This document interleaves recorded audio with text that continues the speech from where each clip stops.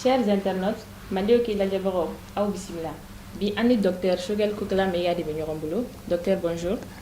Antle, bonjour. C'est. Bienvenue à un livre de camp, ni la faillite de l'État malien, les origines, les responsabilités, les pistes de solutions. Mais il y a un baro d'amener, amna ningal blala, monde a blala livre in sebe. Livre in ya sebe, o ya soro, o nyef en livre were sebe. Ni les rébellions au nord du Mali, des origines à nos jours. Ne san woroke, ne ni professeur Isaka Singare, ka recherche ke, ka tala je koronfe kelen, monde ba ju koro, tigi tigi. Parce que comment nous be ka fo radio ni télévision la ni conférence la ni communauté internationale fait aller ni tien ou ni tien ka janyo wana. Donc pour que ka don parce que ni ba bana furake fika diagnostic ka analyse ke miselia ni banana sisa ibeta hôpital la docteur Bila jibe analyse ke nous analyse ke butla ka ordonnance la et bana mimbe malla anko fu analyse ka ke folo ordonnance kat la kadla donc ay recherche que sans woro ay livre bado sebe les rébellions au nord du Mali des origines à nos jours au kofe ne jatemne ke au livre akabo mo chamante kalanke malla et puis asebene be tubamukana donc ay livre nindo sebe livre fitinindo sebe 2019 aya do wati do sera mo ko wula ka manifestation anti-française ko France ka taka boy ministre ka boy o be kuma chaman fo France ka fo France président kuntiminana ay Afrique président wele kata po ka réunion ke fo akukuku ka position déterminée kuku ka position clarifiée o don yen sigin ko ni ma wuli tuguni ka ko yin sege malien ka famu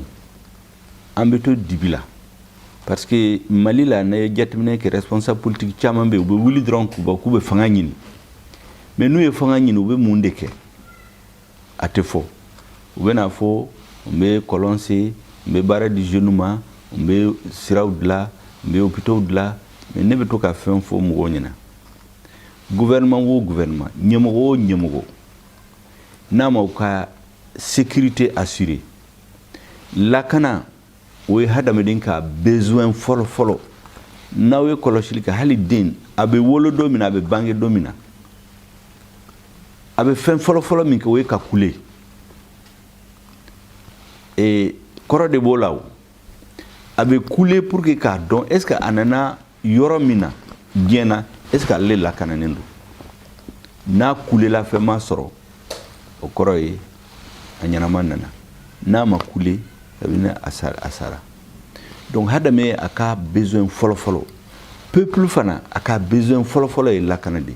ni mogo mi maseka lakana asire awma nana na fo ko be bara dima o be kol sojo be sirawdlaw o be hakli choen kumade gouvernement na maseka jamana lakana il n'est pas légitime et nana coup d'état fait o et nana élection ko il faut des fangan dima o ni ma se ka hadama don jamana don la kana ika fanga il n'est pas légitime donc ne ka ligne do ni mbeto ka fo dongo do mo chamante la même ba do tiende be laba donc e livre in sebe ka fo gela mi be mali la sisa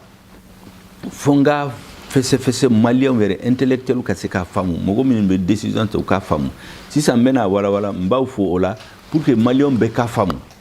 bana jimende be mali la pour que malien ka don parce que ni bana ma don arse ka furake donc livre ya sebe ni kama pour que minu se ka kalanke ko kalan minu se ka kalanke par exemple interview ko no ka se ka famu mimba kono et docteur Ofamna merci ça me fait ga don fana la faillite de l'état malien à sababu e jume et livre a to la faillite de l'état malien les causes les responsabilités les pistes de solution Mali état bina dingen kono chogodi ka ke fo sisa Mali era to drende fo mo cité Mali bonyaw donc nko ni Mali histoire laje de l'indépendance à maintenant Mali bina dingen kono sababu saba de b'a la acteur min ka baara y'a kɛ Mali bina dingɛ kɔnɔ o ye fɔlɔfɔlɔ Mali président fo an ka tiɲɛ fɔ ɲɔgɔn ye mɔgɔw bɛ taa k'a fɔ Faransi nɔ don de Faransi ye nin kɛ Faransi ye nin kɛ communauté internationale ye nin kɛ n bɛ segin o kan mais ni jamanadenw y'i ta k'i kɛ président ye u ye jamana kalifa e de la o de la président yɛrɛ a bɛ sigi don min na a b'a ka serment kɛ a b'i kali k'a bɛ jamana basigi k'a bɛ jamana intégrité territoriale k'a b'o to a nɔ na ayiwa ni jamanadenw kan ka reproche kɛ mɔgɔ min na u y'u ka mɔgɔ min élu parce que ale de ye engagement ta u ye donc sababu fɔlɔfɔlɔ a bɔra anw yɛrɛ la maliyɛnw yɛrɛ la minnu ye Mali diriger kabini 90 fo bi ne ye jateminɛ kɛ u ka responsabilité b'a la ayiwa n bɛ fɛn dɔ fɔ yanni n ka taa yɔrɔ jan ne bɛ kuma minnu fɔ ani n bɛ minnu sɛbɛn n ka livre la ani livre in na mɔgɔ o mɔgɔ n'a y'a fɔ n'a b'a dɔn ko ne bɛ min bɔ tiɲɛ tɛ a ka wuli ka fɔ ou bien a kana ne bara n ka preuve yira la ne tɛ campagne d'intoxication tɛ n tɛ mɔgɔ manipuler n'i ye kuma o kuma fɔ a preuve bɛ yen a sɛbɛnnen don ou bien a vidéo bɛ yen donc ne bɛ min fɔ o ye maliyɛnw ka tiɲɛ don parce que n'i b'a kɛ ka bana furakɛ fo analyse ka kɛ ka ɲɛ Mali ɲɛmɔgɔw ka responsabilité bɛ yen communauté internationale ka responsabilité bɛ yen rebelles fana ka responsabilité bɛ yen n b'u saba ta k'u walawala maliyɛnw ka faamu Mali président jamanadenw o jamana kalifa Ala la ka kalifa ale de la ale de kan ka lakana assurer o de kama u b'a ko le président est le chef suprême des armées n'i ka armée ci n'i ma armée lakana n'i ma armée jɔ kosɛbɛ jamana tɛ se ka sɔrɔ i bolo misaliya n'a ye jateminɛ kɛ diɲɛ kɔnɔ jamanaw min tɔgɔ bɛ fɔ i ka Amérique ta Amérique filɛ nin ye n'i ye jamana diɲɛ bɛɛ n'i ye gouvernement bɛɛ ta n'u ka l'armée budget fara ɲɔgɔn kan Amérique kelen a ka bon n'a bɛɛ ye o ye misali ye donc n'i y'a ye Amérique tɔgɔ bɛ fɔ Amérique bi imposer bɛɛ kunna parce que a ka armée fanga b'a la ka tɛmɛ armée bɛɛ kan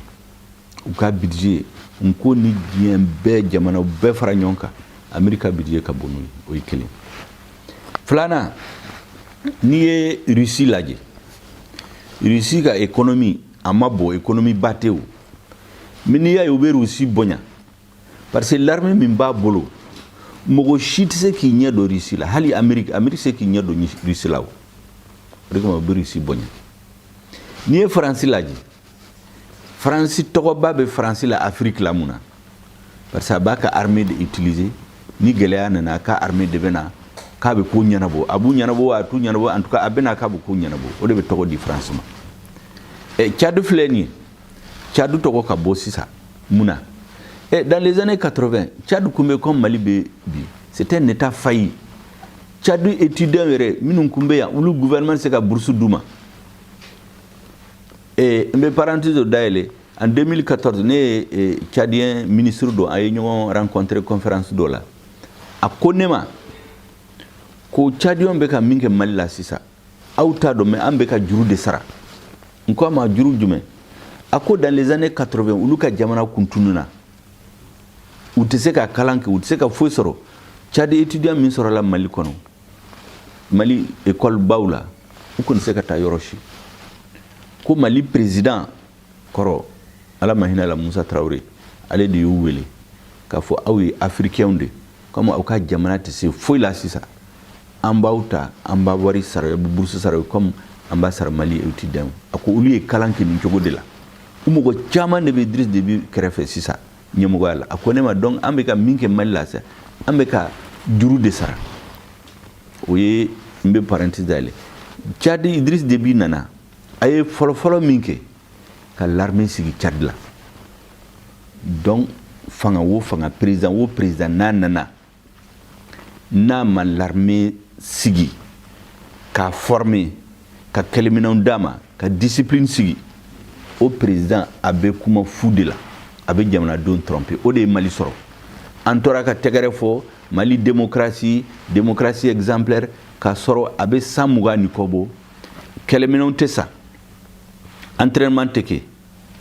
mɔgɔ o mɔgɔ ni den tɛ kalan kɛ ou bien mɔgɔ minnu bɛ étudiant minnu tɛ pas fɛ kalan kɛ ou bien les casseurs mɔgɔ sugu jumɛn bɛɛ politique ɲɛmɔgɔ caman bɛ yen n'u den tɛ kalan kɛ u tora bandiya la u b'u fara ɲɔgɔn kan k'u don l'armée la l'armée kɛra mɔgɔw bɛ taa la ka baara ɲini ou bien bɛ taa pour déposer les indisciplinés et les autres k'a sɔrɔ kɔrɔlen n'i bɛ taa armée la e de b'a sugandi ka taa la sisan o t'a la mɔgɔ bɛ taa baara ɲini ou bien balima b'a fɛ k'i ka taa armée la ka kalo sara ɲini donc o dun responsable politique de y'a kɛ bɛɛ b'a fɔ ko maliyɛnw bɛɛ nɔ don maliyɛnw nɔ tɛ tɛ hali jeune min bɛ taa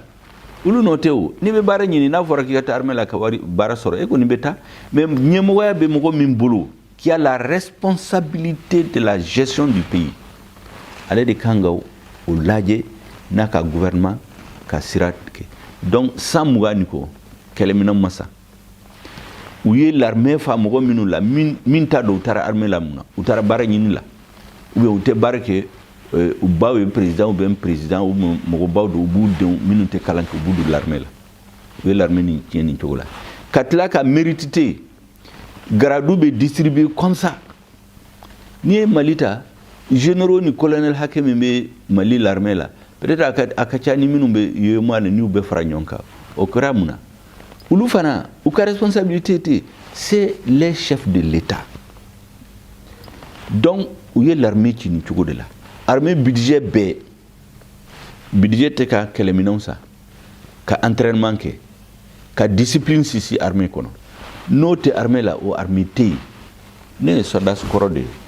ne ye service national kɛ ko n bɛ tɛ k'a fɔ soldat deuxième classe de l'armée malienne numéro matricule 24831 u y'an kalan min na ko la force principale d'une armée c'est la discipline parce que l'armée est baara min n'i bɛ taa kɔnɔ n'i bɛ taa la i bɛ taa i ni de di ka jamana kisi donc i bɛ engagement min ta o ka bon kojugu mais n'i bɛ armée la n'i ka chef ye min fɔ socialiste ka k'a la o i b'a exécuter fɔlɔ ka tila ka ɲininkali kɛ o de bɛ armée la discipline taara parce que faamaw y'u don armée la syndicat kɛra armée la hali soldats bɛ taa don ministre ka bureau ra u bɛ taa chef d'état-major fɛ parce que u b'a dɔn ale fana ye grade min sɔrɔ a dira ma ka sɔrɔ kɛlɛ tɛ n'aw taara kɛlɛ la sur le terrain min ye min ye o y'o ye soldats bɛ ɲɔgɔn dɔn n'u ɲɛ b'i la e tɛ baara la e tɛ taa yɔrɔ si e bɛ Bamako e bɛ bombarder ka taa colonel grade ka taa fo général la u t'i bonya o donc l'armée tiɲɛ nin cogo de la kɛlɛminɛnw tɛ sa misaliya 2013 français nana djihadisme ni gɛn ka bɔ Mali la avion fila de bɔra France ka t'u bombarder Konna u bɔra Tchad ka t'u bombarder Konna France avion fila bɔra France ka t'u bombarder Jabali k'u gɛn ka bɔ mais o y'a sɔrɔ foyi tun tɛ Mali bolo est-ce que mɔgɔw b'a dɔn ko en 1990 fanga bɛ yɛlɛma don min na 91 o avion sugu 30 ka taa fo 40 ni kɔ o de tun bɛ Mali bolo o taara min o se ka fɔ Mali minnu y'a tiɲɛ o ye minnu bɛ ɲɛmɔgɔya la u bɛ blindés ni hélicoptères ni chars d'assaut ni BRDM ni orgue de Staline a sugu ka ca ba saba ni ko de bɛ Mali bolo kɔrɔlen jumɛn de bɛ Mali bolo sisan n'u ye blindé kelen lajɛ u b'a yira telew la hélicoptère bɛ avion bɛ e ka kɛlɛminɛnw e bɛ se ka yira telew la don o don donc u bɛ publicité de la kɛlɛminɛnw min tun bɛ Mali bolo mɔgɔ si tun t'a dɔn minnu y'a essayé ka bin Mali kan u y'a dɔn o kɛlɛminɛnw bɛɛ tiɲɛna e san mugan entraînement tɛ kɛ kɛlɛminɛnw tɛ san jɔn de ye Mali janfa minnu tun bɛ armée gérer o de kama n bɛ to k'a fɔ an bɛ kɔlɔlɔ min na janfa de y'a kɛ ɲɛmɔgɔ ye Mali janfa u ye l'armée janfa n'i ye soldats bila ka taa kɛlɛ la e ma kɛlɛminɛnw d'a ma n'a sara e de y'a janfa dɔw yɛrɛ bɛ wuli k'a fɔ soldats bɛ boli u b'i bila ka taa kɛlɛ la ni aw mɔgɔ 100 don ni marifa 100 kan ka d'aw ma o marfa muga di awma ni cartouche ni ba kelen kanga dawma o keme dawma ni kele wulla 2 minutes 3 minutes kisaw be ba marfa te dobolu awduma mundeke namo boli bo fakaw mugo minni yaw blakata me kele minon dawma ale de yaw faka ale de yaw janfa o de karam malla amanga mugo minu yu minu faga agel hok le 24 janvier 2012 où ye kele ke che farundo do fuka balu bana kele minon de banu bulu una nu meni kelen ku faga mo felo min yu janfa o nyemgo min yu blakata kele la kasoro mo kele minon duma donc anga ko ambe kolola min la a responsable folo et responsable politique malien di donc nkumba fe malien ko famu o de anga responsable ayanga l'armée chi ka fo kambe démocratie cité jo ni l'armée te jamana min bolo ba fo ko les grandes démocraties Amérique ni France ni Angleterre nous uluka caractérise foro ou ka l'armée bubulu armée be bonya ni be do armée la honneur de bala ou te mogo min se ka bara soro ou bien fama de min te kalanke ka do armée la te ketan et de bas sugandi ki beta inni di ka jamana ma fana ibi bonya be kelemina undima be wari dawma ulu fe soda su te boli na folo no feo parce que be budget duma gelea tese ku soro parce que buni mudi beta uni di jamana ma donc ya fo livre na mali nyemgo baw luka politique de mani o de yake ambe koloin utlala ka tugune rebellion wulila uka fotu flana imwe rebellion wulila domina ya do rebellion fla de bulino amna 1964 à 1990 et enfin ala mahino la Modibo Keita ni Moussa Traoré luku ye président de la République kere le rebellion kele fo rebelu ya don kuti semalla u bole mfangala minu nana ko Modibo no Moussa e rebellion kele togumna ko magni ko lu kanga négociation dronde ke ka nani lafiya e mali kono on kuma ko négociation kanga ke meneta don jena maye yoroshila histoire la mugo min be marfata kaba ka jamana kele ko kele bana dro par sutora barula utora négociation la tant que le rapport des forces militaires sur le terrain c'est-à-dire il faut qu'à don quand ces jamana la na c'est une continue aller be faire be perdu en ce moment avec son akasiki kakuma président minu nana après 80 ou ko Moussa ni Modibo ku ye démocrate ko Moussa est dictateur de ko aller il a utilisé la violence contre la rébellion donc à rebelu chamanta ku do l'armée là soldats minu ye keleke ka dominer ku do kasola chef d'état-major général des armées ani ministre de la défense ku condamné minumbe sur le terrain le chef du PC opération Koube Sembo Bulobo Fembela Kubla garage la ka fo Koube Sirakurata o fana e sira do mi Mali churunina donc o de Mali gouvernement ka responsabilité aya o fenna o jara e kana sisa be fega do ni jamana kono sisa no insécurité be ga wara ku jugo ka bon nord la kana centre la sud ni est abega wara ku jugo o sababu bora jumela o sababu bora mina o ye aye fotu minunke nye président ka responsabilité fo sisa be communauté internationale fana ka responsabilité fo iya don kelen wula domina a kun fora ko parce que Kadhafi bina ko parce que mogo minun kumbe Kadhafi wulu de nanaya ka Mali mine onko galonté mais abete kien Kadhafi Libye ni Mali che kilo keme sigi 800 km frontière te ani Libye che mais frontière be Libye ni Niger che frontière be Libye ni Tchad che ni Kadhafi bina o de kra sababu e ka jamana che pourquoi Libye mabbi pourquoi Niger mabbi parce que l'armée bubulo où y 800 km tama kana malla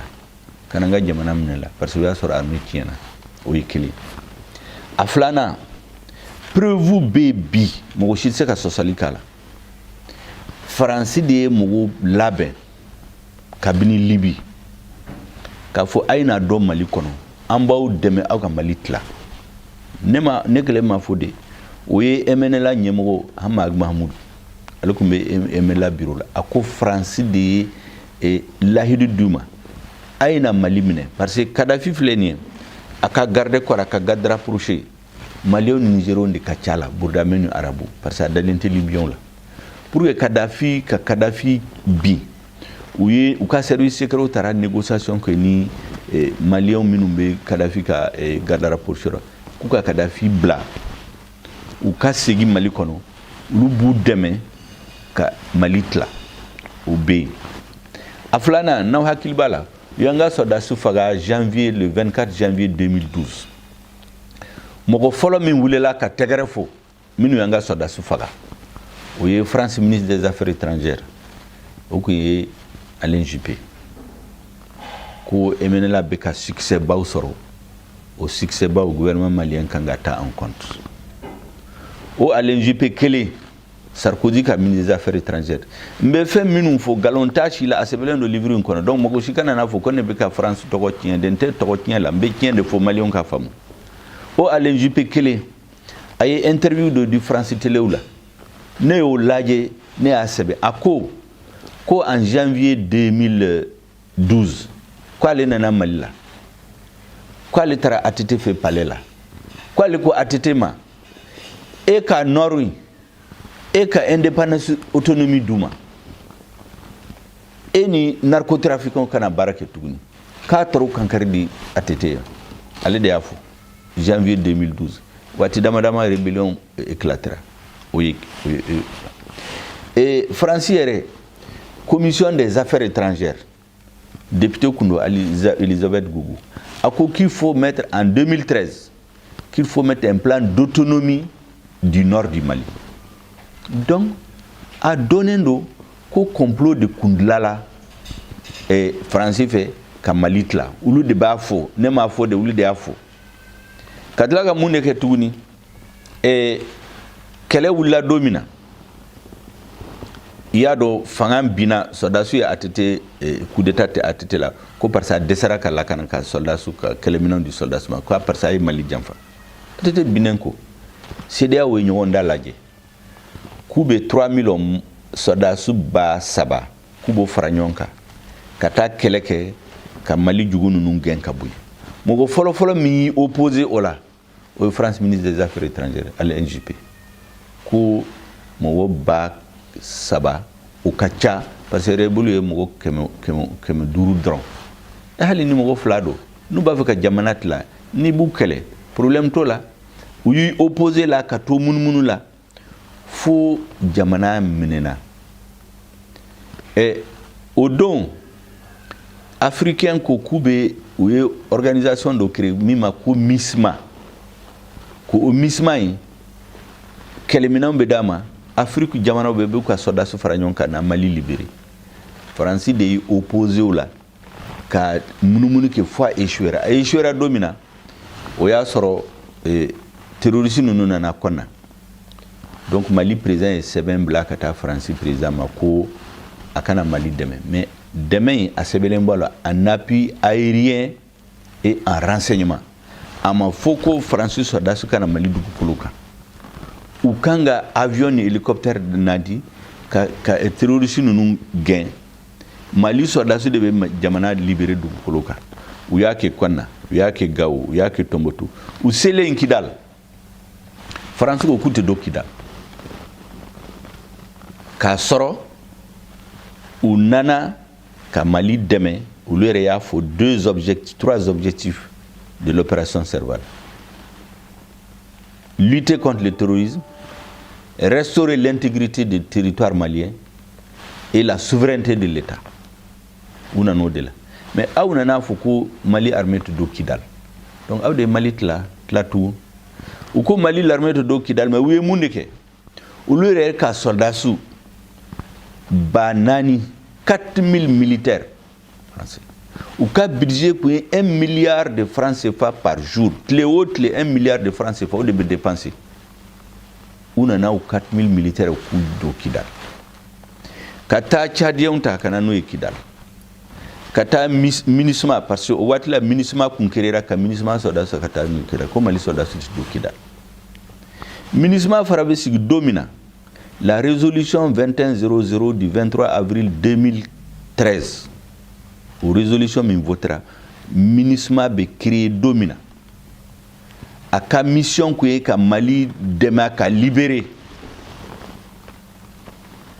Maliyɛnw ye tɛgɛrɛ fɔ u nalen u ko ko non k'olu mana kɛlɛ la k'olu nana maintien de la paix de la aw bɛ maintien de la paix kɛ k'a sɔrɔ la paix tɛ yen donc janfa nana don o la communauté internationale ye Mali janfa Mali ɲɛmɔgɔ sigilen bɛ u ɲɛ ba la u tɛ fɛn fɔ IBK yɛrɛ bɛ sigi don min na a sigira accord préliminaire de Ouagadougou de 18 juin 2013 o accord kɔnɔna na kuma ba saba de b'a kɔnɔ a fɔlɔ ka élection kɛ élection kɛra IBK élira a filanan ko ni IBK sigira kalo fila o kɔfɛ 60 jours après ale kan ka négociation daminɛ ni rebelle pour que Mali jamana bɛɛ ka se ka minɛ a sabanan pour que ka sabati rebelle kan ka désarmer et cantonner ka marifa minnu bolo k'u don kan kɔnɔ hali bi o ma sabati donc ni jateminɛ kɛ communauté internationale Faransi de bɛ ɲɛmɔgɔ u ye Mali janfa k'a kɛ mun ye tuguni dongo don mouvement minnu ka surun Mali la i n'a fɔ GATT a b'a fɔ plateforme ani Mali l'armée dongo don n'u b'a fɛ ka jamana minɛ n'u sera rebelle ninnu la dɔrɔn MINUSMA ni Serval de bɛ n'u dɛmɛ ju kɔrɔ ka Mali l'armée ni GATT gɛn ka bɔ yen u tor'o la c'est comme bana bɛ e la dongo don n'u b'a fɛ k'a furakɛ u bɛ na i bolo b'a la a bɛ to ka juguya f'a n'a sera yɔrɔ dɔ la fura na e tɛ se ka dilan tuguni donc communauté internationale a ka responsabilité ani Faransi de b'a la n bɛ laban ni kuma dɔ ye Faransi chef d'état-major de la MINUSMA Faransi de don ale de y'a fɔ le 17 novembre 2015 a ye conférence de presse dɔ kɛ a ko dalilu b'u bolo preuve b'u bolo ko mouvement armé ninnu ko u sen kelen bɛ terroriste fɛ u sen kelen bɛ accord la ko preuve b'u bolo n'o preuve b'aw bolo pour que aw b'u protéger pour que aw tɛ fara Mali l'armée ka k'u kɛlɛ donc o bɛɛ b'a yira ko janfa sirilen don Mali kan MINUSMA yɛrɛ n'i y'a lajɛ a poste stratégique bɛɛ chef d'état-major renseignement a bɛɛ Faransiw 15 b'a la olu de b'a bɛɛ contrôler donc a bɛ fɔ k'a bɛ fɔ MINUSMA tɔgɔ la mais en réalité min ka di Faransiw b'o de kɛ donc o ye communauté internationale ka janfa o ye responsable filanan responsable sabanan ye mun ye o ye mouvement armé ninnu yɛrɛ o y'u manipuler 2012 ka Mali soldats faga k'u bɛna jamana tila ko parce que olu marginaliselen don kɔrɔnfɛ u ka jamana de a bɛɛ galon u ye dɔ manipuler k'a fɔ aw bɛ jamana tila ni Mali tilala a bɛ nin sɔrɔ u tilala k'a fɔ ko kɔrɔnfɛ u mɔkɛ de ka jamana n ko kɔrɔnfɛ mɔgɔ si ka jamana tɛ hali kɔrɔbɔrɔ tɛ se k'a fɔ k'u ka jamana don Maliyɛnw bɛɛ jamana don n'i ye histoire lajɛ Kidal yɛrɛ a mɔgɔ fɔlɔ min y'a habité kɔrɔbɔrɔ ni bɛlaw de don mais bi u tɛ se k'a fɔ k'olu ka jamana don bi Kidal ye Kidalkaw ye olu de t'a don ani Maliyɛnw bɛɛ u tilala k'a fɔ ko u b'u bɔ gouvernement ni fanga ka baara la ko a bɛ nkalon Musa yɛrɛ disons ATT bɛ bin don min na n'i ye Kidal ta a gouverneur a préfet a sous-préfet a maire a député bɛɛ ye Kidalkaw de Haut Conseil de collectivité a ɲɛmɔgɔya Budame de don assemblée la vice-président Budame de don l'ANICT min bɛ projet baw financer Mali kɔnɔ a ɲɛmɔgɔya Budame de don mais u si ma kɛ mankan ye parce que Maliyɛnw de don mais olu nana yɛlɛma k'a kɛ nkalon ye ko parce que u y'u sen bɔ fɛn bɛɛ la u ye mɔgɔw don mɔgɔ 2000 ɲɔgɔn don à l'armée la k'a sɔrɔ l'armée kun ye 8000 ɲɔgɔn 2000 u kun bɛ bɔ kɔrɔn fɛ ka fɔrɔ n'i ye kɔrɔn fɛ population bɛɛ ta ka fara ɲɔgɔn kan a bɛɛ kɔrɔbɔrɔw fulaw bamananw Budame arabu olu tɛ Mali 10% Mali population 10% bɔ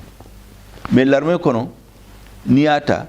ni si tu prends 8000 personnes ni 2000 personnes ye bɛ bɔ kɔrɔn fɛ ça fait 25%. Donc discrimination tɛ o et puis k'a fɔ ko parce que gɛlɛya bɛ aw bɛ marifa ta o yamaruya tɛ mɔgɔ si bolo gɛlɛya bɛ région bɛɛ la n bɛ to k'a fɔ n'i ye Sikaso région lajɛ Et les statistiques internationales, il faut galanter que la pauvreté, la malnutrition sévère, ni tarasika sur région la yoro de behali jité. Pourtant si kasa quoi ka l'armée la kateme be en tout cas corrélé au de ta de citation sénasi. Mais pour gauluma marfata. Ni kay région ta. Et ça nous be kay région de là-haut. Kay ka minumbe tugan kono. Nous e wari wo wari so ba blakata ka colonse ka école jo ka centre de santé jo fuba fuko l'aide qui vient des Maliens de l'extérieur niata ba fuko communauté internationale banque mondiale France ou FMI ou lu be farale nyo be wari mindi Mali Malien de l'extérieur ben nafulo mindo malla o ka bonabe mais Malien de l'extérieur afamba be boka région là mais ni tara malnutrition sévère abeka ni sika so région de là-haut sanu yerbe boyoro mina fantanya be e burka kay ko mo marfata kube malitla donc yamare ate mo shibolo ate koroboro buru ate burami buru ate arabu buru ate bamano buru ate marka buru ate mo shibolo e ka marfata kibika jamana tla ko parce ko do siraela ko do kiraela aw kanga négocier ka solution so donc oyo rebelu ka responsabilité ani mouvement armé donc responsable saba gouvernement président de la république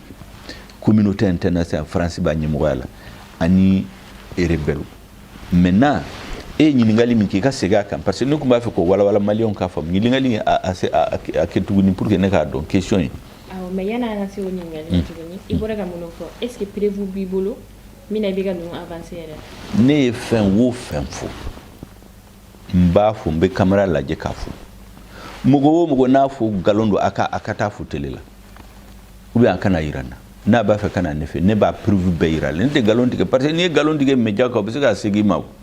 ni ne ka kuma uta abe sambi sababu mugo shite contradiction sur ne ka kuma ula nte galon da mugo la nte mugo ne ni membe tiende fu o tiende mandi mugo chamaye ori ko mo bon to ko tiende dugu kono men ba donc ko tiende be laban malien chaman be sisa genou malien min be diaspora la minu nyebe ka yele sisa tant que amatiendo tant que bana mimbana ama analyse an seka furake ulu di wula ka ordonnance c'est beaucoup Mali empoisonné dro ko accordé ko ministre de ko accord de défense de abete Mali furakeli folo anga tienfo nayi tienfo anga famu bana mimbe Mali nayi responsabilité do na ye responsable anga tienfo malien ka tiendo jamna de nyamo ka noto ka galonda malien la galondi malien aflana na ya famu on fait l'union sacrée anga faranyonka ka tugu mogo mimbe nyamo la président mimbe nyamo wala ambe ka faranyonka ka tugako pour que mogo ka donc légitimité bala ale fana aka tienfo malien ka no flo be di ka l'armée jo akado l'armée là akana détourner comme ibikatle là ou ni bafla dit ou bien ni si tu donnes 1 milliard aba sur 500-800 milliards bébé détourné akanuke nayoke tali naye tien fo nyoy ka tien fo rebelu ka tien fo communauté internationale ka tien fo français an yere jogo am be jamana marachugo na kam marachienka malionka soro ka franyonka ka boda kelenka da kelen fe malien tiembe mogo mimbol malien ka tugoko nayoke kanga l'armée bien ka mouvement nous kuwele ka fo awe malien we ay na fara malien ay kelen bla ay kelen dabla out se ka usago soro kelela nayoke ameseka siranyumanta nayo siranyumanta ko be seka noya doni donc hakilani mebene ka foye en gros c'est ça maintenant comme auka auditeur ou question boubolo avec ce que nyingal ke pour que ne kula famu ko chamala awa ngi ngali sana ila ka fako insécurité be jamana kono kuju wa be ga wara cleo clé ga tafe ka bon nord la kana centre la wasi sana be sud fanana ka ta ouest fanana o sababu ye jumeni o sababu ye irresponsabilité anga nyamo ka irresponsabilité au dudu nema fo ibeka bena fanga la domina en 2013 akunya foko atete incompétent quoi tete kanga démissionné ayo fo beya mi sanogo nu coup d'état ki atete la uyake muna ko atete incompétent atete ni alpha e filimi ke ne afo armée kira kuluto fangalaw mais o tɛ problème ye mais ale bɔra aw ko k'a bɔra ko parisa ye jamana tiɲɛ ko parisa ma l'armée jɔ aw nana mun de kɛ i bɛ ka nalen a bɛna fanga la don min na Sanogo ni Jonkunda ninnu ka budget dilan pour que ka ni kura don armée la 400 milliards kɛmɛ naani i bɛ ka nalen i bɛ ka y'o yɛlɛma ka kɛ 1230 milliards ba kelen milliards kɛmɛ fila ani milliards 30 o bɛɛ la maliyɛn ko k'an sɔnna n'o bɛ se ka na ni lafiya min an b'a d'i ma député bɛ votera hali opposition à l'unanimité u y'a fɔ u y'o budget d'a ma y'a nana mun ye o de kɛ kɛlɛminɛnw ka san minan kolon de bɛ san occasion hélicoptère d'occasion ani n bɛ taamasiyɛn dama dama u bɛ chaussette san k'a di soldats ma chaussette ye 1000 francs de 200 u bɛ t'o facturer 6000 30 000 francs u bɛ se ka pistolet marché international la pistolet sugu dɔ bɛ yen 20 de don 22 110 000 francs u bɛ taa facturer 1 million à l'armée u bɛ taa camion de transport ta min bɛ armée soldats ta ka taa kɛlɛyɔrɔ la a sɔngɔ ye 40 millions million 40 u bɛ taa facturer 300-400 millions u bɛ citerne ta min bɛ essence ka taa n'a ye soldats fɛ o citerne peut-être 20 millions 25 millions million 20 million 25 u bɛ taa facturer 250 millions 300 millions donc wari in tiɲɛna nin cogo de la u ko k'u bɛ avion sa u nana ni avion wari assemblée y'a voté wari dir'u ma an nana mun ye avion 6 de wari bɔra avion 2 ma na 4 min nana u tɛ se ka baara kɛ k'u ye hélicoptère kura san hélicoptère 6 a wari dira an nana mun ye hélicoptère 2 occasion min tɛ baara kɛ mais a tiɲɛna nin cogo de la o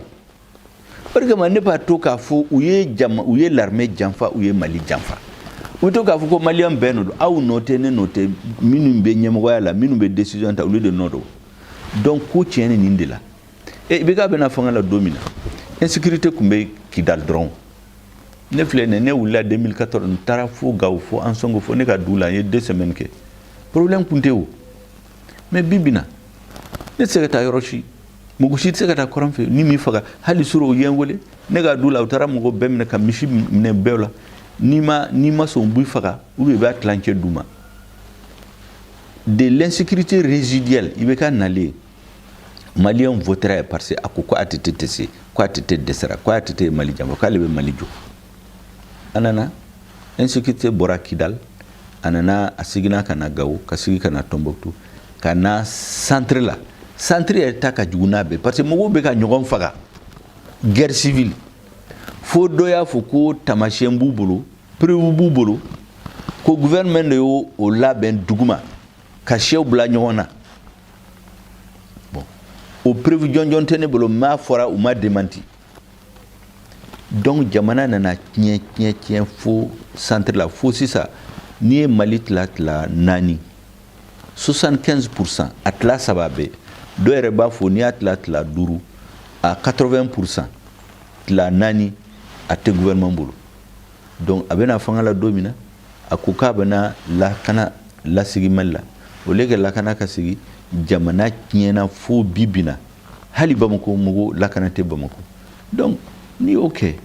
responsabilité min b'a la o de ye ne président de don n'a ka façon de gouverner ani a ka complice minnu bɛ communauté internationale minnu bɛ ka galon tigɛ maliyɛnw ye don o don u bɛna télé la ministre nana délégation bɛna k'u nana ko u ye ko Serbalde ko Barkan ko Takuba don o don togo bɛ yɛlɛma mais ko bɛ juguya ka taa mɔgɔ filɛ nin ye u ye accord signé ni bana b'i la n'i ye fura d'i ma ko c'est en 2 semaines san tan kɛ bana in bɛ jugu ka taa mais i bɛ fura in bila o Mali la bɛɛ ɲɛ b'a la ko bɛ juguya ka taa mais u tɛ yɛlɛma don fura la a filanan u ye accord d'Alger signé accord d'Alger c'est un accord pour la paix c'est-à-dire les gens ont espéré mɔgɔ ɲɛna k'a bɛna lafiya lasigi Mali la bɛɛ tɛgɛrɛ fɔ ne yɛrɛ tun ye tɛgɛrɛ fɔ a ye a consignera le 15 mai 2015. Mais Sema Mogo m'a signé. Ou Tara signé le 20 juin 2015. Ou ye min faraka pour que Kasoka signe. Il veut qu'il y ait dogo malien la halibi malien tado. Ou be gundola ale ni Sema Mogo ti. Ebe jamana nyemogo yala. Ebe ta fendo signé jamana deuntogola. Mogo shimai gouvernement mai mogo shimai gundola. Kasoro jamfan de ba kono. O de kama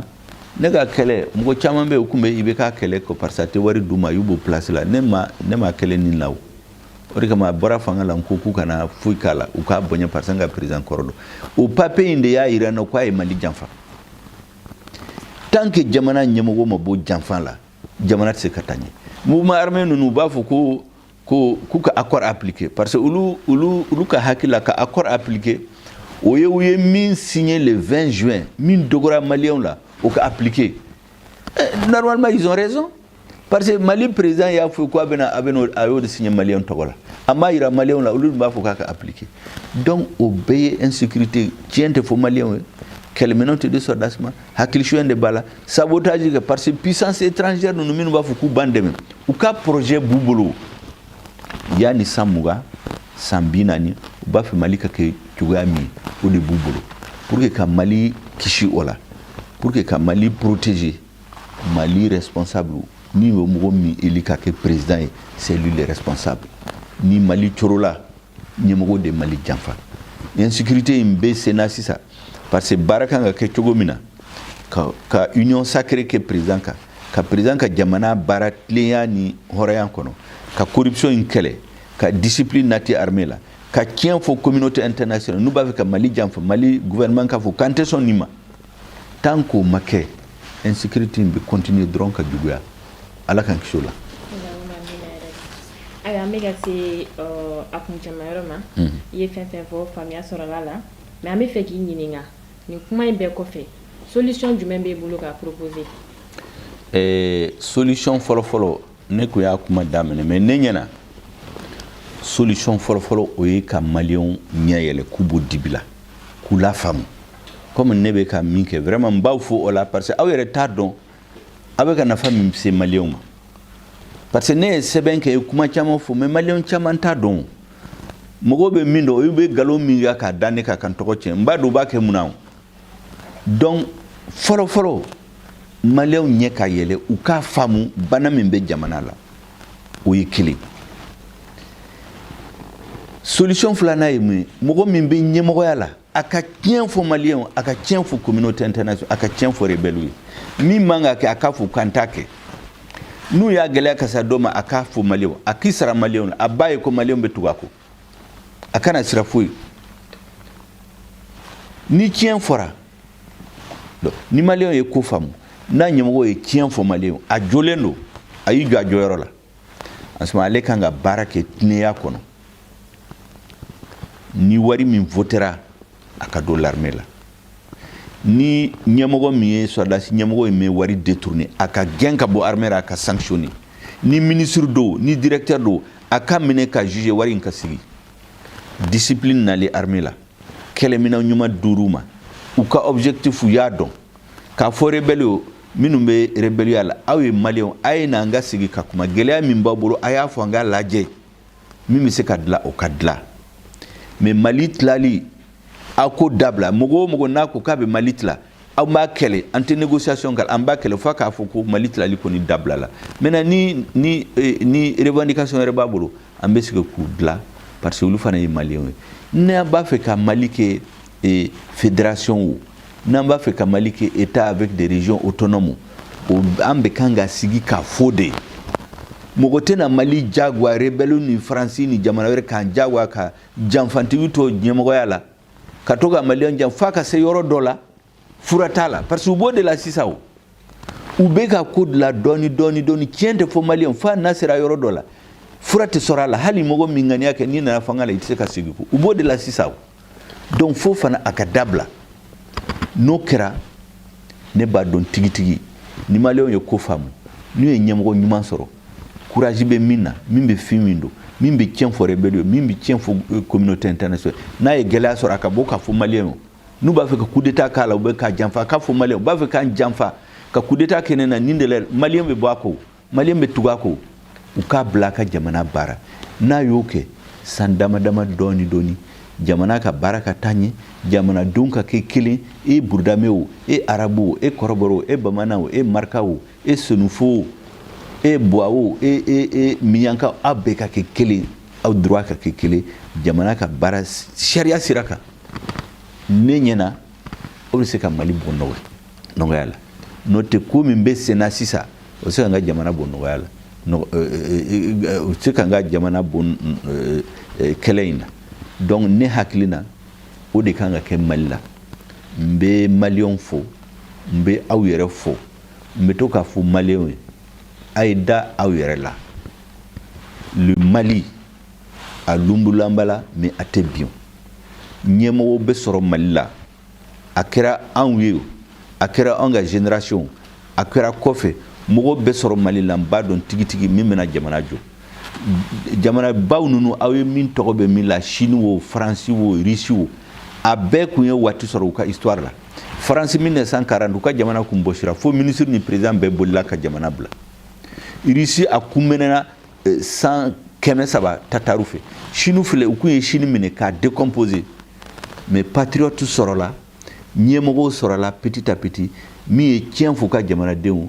min ye stratégie kura dilan u ka jamana jɔ ne ɲɛna u bɛ se ka kɛ Mali la donc maliyɛnw kana décourager u kana démobiliser u mobiliselen ka to yen u déterminelen ka to yen an bɛna sira sɔrɔ ka Mali bɔ nɔgɔya la hakɛto bala sali ala Muhamadu an b'i fo kosɛbɛ réponse fili la ni u ye Dr Choguel Kokela Mayiga ye a ka intervention na aw ni ce aw ka kulomajɔ la aw k'an bɛn waati wɛrɛ